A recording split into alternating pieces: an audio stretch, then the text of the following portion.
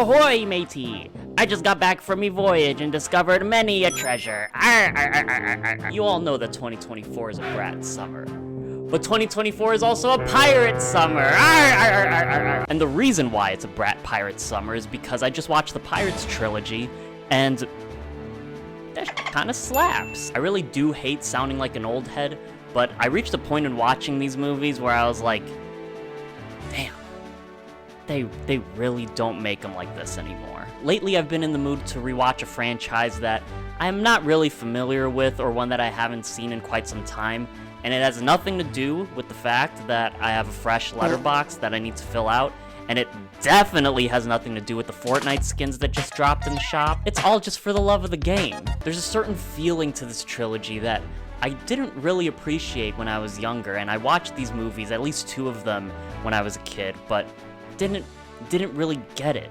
But I kind of get it now. There's a magic to this trilogy that I can't fully describe, but I think it's because it just feels pure and somewhat unexpected. I know it's based on a ride at the Disney parks, but the characters and the story are all original, so it's basically an original movie, and it didn't really have a fan base to back it up, unlike so many other franchises. Thinking about these movies as Disney movies is kinda wild to me, for 2 reasons. Reason number 1, this is kind of the first domino that fell for Disney that allowed them to become the powerhouse that it is now. But it was clear at the time that Disney saw the success of Lord of the Rings and saw the rising popularity of Harry Potter and superhero movies, and they wanted to get their grubby little hands into the big budget action fantasy adventure blockbuster market. The only issue at the time was that Disney didn't really have an IP to attach themselves to. And they were like, alright, I guess we'll just make a movie out of this ride. Let's see if it pays off.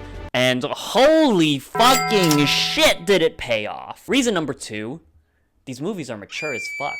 Like, oh my god, this is mature even outside of Disney context. This is just nasty. The 3rd movie literally opens up with a child being sent to the gallows.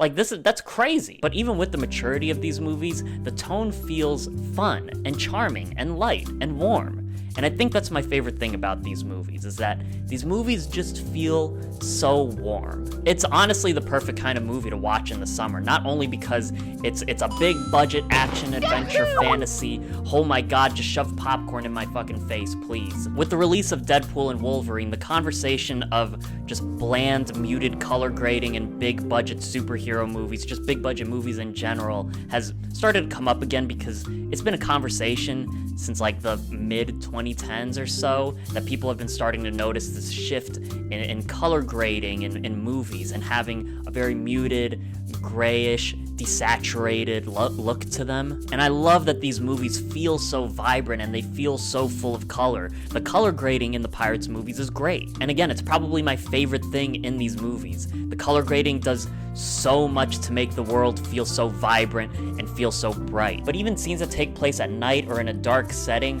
are lit and shot and color graded in a way that look really good. Honestly, there really isn't much criticism that can be said about any of the aesthetics of the trilogy. I love that so many of the settings are shot on location rather than being shot on like a sound stage or in front of a green screen. Having these ship replicas and actually filming on these islands help make the world feel so much more alive and lived in, and makes the colors just pop a little bit more and makes everything feel so much more real. Shooting on location got these actors looking mad crispy and mad sticky, especially having to shoot on the islands back to back. And I mean, I don't even need to say that much about the CGI effects. Like, they're just ahead of its time. Everybody has said that before. I'm not adding anything new to this conversation. I can just praise all of Davy Jones over here. He looks, obviously, like, duh. But there are so many other VFX shots in these movies that just look so good. The shifting between human and skeleton throughout the first movie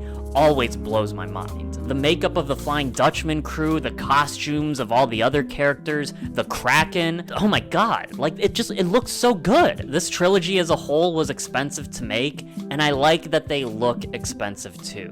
Unlike other $300 million movies that just look cheap as fuck, it is me, a real character, standing in a real location. Someone who I feel like doesn't get enough credit in these movies is Gore Verbinski. Like, this man brought so much sauce to this franchise. His direction and his visions are really the foundations that allow this trilogy to work and to stick in the way that it does. He has such a great feel for making the scope of these movies feel grand and big and epic, and feel like we're actually going on adventures. His creativity is on full display throughout this trilogy, from the action set pieces, to the world building, to the cinematography, to the writing, to the characters. Whether or not it works in some ways more than others, it helps the movies, this trilogy, stand out against other blockbusters. It's just a shame that this man isn't allowed to make a movie more than $50 million anymore. I mean, y'all want to talk about a director in director's jail. This man, Gore Verbinski, is at like the bottom of the fucking prison. But my god, he was in his fucking bag. Especially in the first movie. I think it's pretty set in my mind that Curse of the Black Pearl is a perfect action-adventure blockbuster. To me, it's up there with other movies I consider as like perfect blockbusters, like Raiders of the Lost Ark, The Mummy with Brendan Fraser, the first Star Wars movie. It's just a perfect introduction to pirates and the world and its characters. Our big three protagonists are really fun to watch. They have great chemistry with each other, they're all star-making performances, and they all bounce off of each other and complement each other perfectly. Will and Elizabeth, being the more relatable protagonists, also can be like the audience surrogates and are newer to the Pirates universe and to the world of pirates along with the viewer. They're great contrasts to Jack, who is like the veteran and like the chaotic one of the Pirates movies. And I mean, if we just put everything to the side for a second, Johnny Depp is Jack Sparrow. Captain Jack Sparrow is the role of a fucking lifetime. Like, you just can't imagine somebody else playing Captain Jack Sparrow. And I read that his character was based and inspired by Bugs Bunny, and honestly, I fucking love that, because he basically is the Bugs Bunny of the Pirates world. He's a chaotic force that steals every scene that he's in and steals the hearts of the viewers as well. And honestly, my favorite scene of Captain Jack Sparrow might be his very first scene. Like, this is about as perfect as you can get to a character introduction. You learn everything you need to know about Jack Sparrow. Captain Jack Sparrow. Top 10, maybe even top 5 character introductions ever. He's great. He's electrifying, and it's an absolutely iconic performance from Johnny Depp. As much as I like Captain Jack Sparrow, I think my favorite character in this trilogy is actually Elizabeth. Elizabeth goes through such a great progression throughout this trilogy, starting off as like the stereotypical noble lady, and it was displayed from the beginning that there was more to her character than she was letting on. I think that Elizabeth easily has the best arc in the entire trilogy. Even her fucking hair has an arc. Oh yeah, also, spoilers for this trilogy, I guess? Yeah. And I love the different ways that they symbolize her arc. Like, for example, in the first movie, she's getting fitted out in like this really gaudy dress that she doesn't like and is literally and like symbolically choking the life out of her.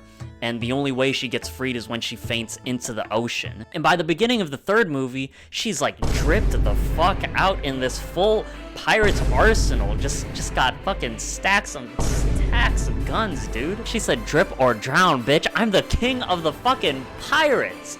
On my fucking One Piece shit. Pirate King Elizabeth, drippy as fuck. I also like Will. Orlando Bloom's performance is very charming, even if he's just kind of the everyman character. I do think, though, that Will is at his best in the first movie, and as the movies go along, he kind of has less and less to do, or maybe not less to do, but his involvement in the movies get less and less interesting to me. I mean, yeah, he has his dad, but Will kind of completes his character arc within the first movie, just fully embracing the pirate life, and then by the end of the third movie becoming the ultimate zombie pirate, which I think is fine, it's okay, but I think it wasn't executed in the most interesting way for Will. I do like that when he dies on the Flying Dutchman, he pops back out of the ocean with a brand new fresh do-rag. A do-rag changes everything. I do also like the slow build between Will and Elizabeth's relationship. I like that they knew each other as kids, and then with the beginning of the second movie, their wedding getting all fucked up, and then by the third movie having like the pirate wedding on the ship in the middle of the battle. It was so goofy, but it was so fun. But what I don't really love is like the adjacent kind of love triangle that Elizabeth has with Jack. I mean, I get it, they're doing it in a bit more of like a playful way, but I don't know, it goes a little too extra in some places. And overall, I do like the endings that our big three have by the end of the third movie. Will and Elizabeth together end up having a pretty bittersweet arc, being only able to see each other like once every 10 years. That's fucked up. That's really sad. But I do like that Elizabeth ends up as King of the Pirates. I think that's a very satisfying and a very fitting end for her. Same with Will being the captain of the Flying Dutchman. And I also really love that Jack basically ends up in the exact same shitty little raft that he was in the first movie. And aside from our big three, I think all the side characters are pretty solid and are pretty fun, especially this lovely couple right here. I want to see a fan cam of these two. And if there isn't one out there, I'm gonna make it myself. Probably use like a Charlie XCX song, because, you know, it's Brat Summer. I think there were some missed crossover opportunities, though. Like, we have the Flying Dutchman, but where's the Flying Dutchman? Like, where's the Hispaniola? Where are the pirates who don't do anything? Like, come on. We have the Muppets here, Disney. You own the Muppets. Just throw in fucking Kermit in there. Who cares? But to me, I think the standout side character is Norrington. I really like him as a secondary antagonist in the first movie, and I really love his involvement in the second movie. I just think they cut his arc a little too short in the third movie. I don't necessarily mind that he dies. I think that's an appropriate ending for Norrington. But I think that he dies too early on in the third movie, and he also gets killed by a character who has no real connection to him, and that honestly, if we're gonna be so honest here, we don't really care about Will's dad. I think that Norrington could have stuck around until the final battle. He just doesn't really have as satisfying of a conclusion as, honestly, I think the first movie we're projecting them to have. The villains in the movies are pretty simple and pretty surface level. There isn't really a lot going on here with this group. We don't get much backstory, and when we do, they aren't really the most complex. But that's okay, because they're believable enough assholes to where it's effective, and it gets us to not like them. Barbossa is kind of just the stereotypical pirate, kind of the antithesis to Jack. I like him as a villain. I really do like him as a villain in the first movie, and I also like him as like an ally / side character by the end of the second movie and the third movie. Davy Jones is basically a pirate Darth Vader with an even funnier voice. Do you feel death? It's so funny, I love it. Maybe this is a hot take, but I don't find Davy Jones all that menacing. I don't know, maybe it's just me. I think that he's still menacing. He still is an intimidating villain, and he has a great design, but to me, I don't find him that scary or that intimidating of a villain, personally. Bill Nighy somehow plays Mewtwo more menacing than Davy Jones. That's just me, though. That's just me. Flying Dutchman, though? That's a raw-ass ship. That ship is cool as fuck. But we can't forget about the third most evil villain of the trilogy. Imperialism. Boo! Fuck you, imperialism. Boo! Personally, though, to me, once we get to these two movies, so when we start to lose the plot a little bit, and we start to sacrifice the plot for some more world building, which is okay, because the vibes are immaculate. The vibes are great. But there are just more moments in these two movies where I'm kind of stuck being like, okay then. That being said, though, the critics, y'all were way too fucking harsh on these movies. These movies are still good. I will say, though, one thing that I agree with is that the pacing in 2 and 3, Jesus Christ, it's not great. A lot of it has to do with the fact that these two movies are still building out the world and introducing new characters. I don't have a problem with world building in these movies or introducing new characters. In fact, I love it, but it's at the expense of the plot coming to a screeching halt. For example, this tribal island sequence is fun on the surface, but it goes on forever, and we do all this shit just for Jack and Will to be reunited. Like, I think we could have been more efficient with this reunion while also maintaining the fun factor here. In the third movie, there's this whole pirate frat, this like brethren court that gets introduced, and again, it's cool. I like that it builds out the world. It introduces new fun characters and it introduces kind of new rules to this fantasy world. It gets Elizabeth to be the Pirate King, which is awesome, but I think we could have been a little bit more efficient with it while maintaining the fun factor. And they also pull up to the final battle, and they end up doing nothing. I guess we really did get the pirates who don't do anything in these movies after all. But don't worry, don't worry, don't worry. I don't hate these movies. Don't get me wrong. These movies are still fun, okay? They're still fun. They're still really good. God, let me finish, please. Thank you. I like the final battle. In fact, I like all the action scenes in this trilogy. The stunts are all great. The naval combat is fun. I mean, like, this giant wheel is so silly, but it's so awesome. I think my favorite action scene, though, is the one in the blacksmith in the first movie. The choreography is amazing, and the way that Will and Jack fight each other tell us so much about their characters. I also love how this scene utilizes all the different spaces of this shop, basically platforming all around the shop, too. It's like genuinely masterful at composing and utilizing everything at your disposal in an action scene. I also love the score throughout the trilogy. Hans Zimmer was in his fucking bag. I mean, the theme song is iconic. I love the different musical cues that play throughout, like the action sequences, and even in the moments where it's trying to be comedic, the musical cues are great. I'd play them, but I don't want to get sent to Davy Jones' locker. I don't want to join fucking Gore Verbinski there. You see, even with the issues and the criticisms that I do have with these movies, there's always something, there's always an element to a scene or a sequence that I can appreciate and that I can find joy and entertainment out of. So many details that you can find, and you can tell that the people who are involved in the making of these movies really put a lot of care and effort and love into fleshing out the world, into making the characters likable and entertaining, and most importantly, just being like a fun, well-made, well-thought-out trilogy.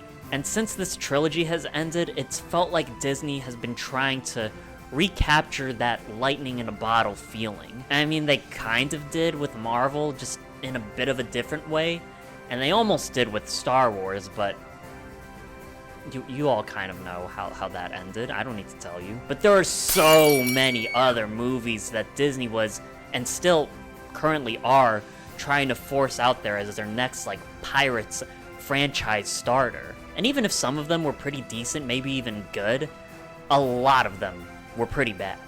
And basically all of them were box office flops, like historic flops. Like, if Pirates wasn't as successful as it was, then Disney probably doesn't buy Marvel, doesn't buy Lucasfilms, doesn't buy the whole fucking world and the moon, basically. And instead, they probably would have stayed making mostly animated movies while also kicking off their MCU, the Minutemen Cinematic Universe. But I guess we'll never know. But what I do know is that I had such a fun time revisiting these movies and fully watching them properly with like an adult brain. Frontal lobe all developed, mostly developed. It's such a great trilogy to watch during the summer. I think that if it's been a while since you've watched these movies, or if you haven't watched these movies at all, I think that you should try them out. Give it a try. It feels like a refreshing trilogy to watch, especially in this big budget movie landscape, media landscape that we live in right now, and I gained a newfound appreciation for them. I sure am glad that At World's End is the note that this franchise ended on, and that there are no other movies that I need to watch from the Pirates. Hello? Uh-huh. Uh-huh. Okay. Oh. I'll see ya.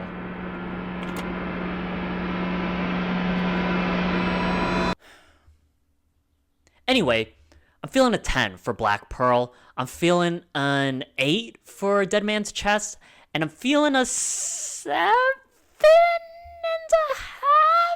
for At World's End. I'm feeling a 7 for At World's End. Thank you guys for watching. As always, make sure you leave a thumbs up if you enjoyed this video, subscribe if you want to keep up with more videos, and leave a comment. Let me know what you think about the Pirates trilogy. Let me know what you think about my fucking earrings, I guess. I don't know. Talk your shit. Do what you want to do.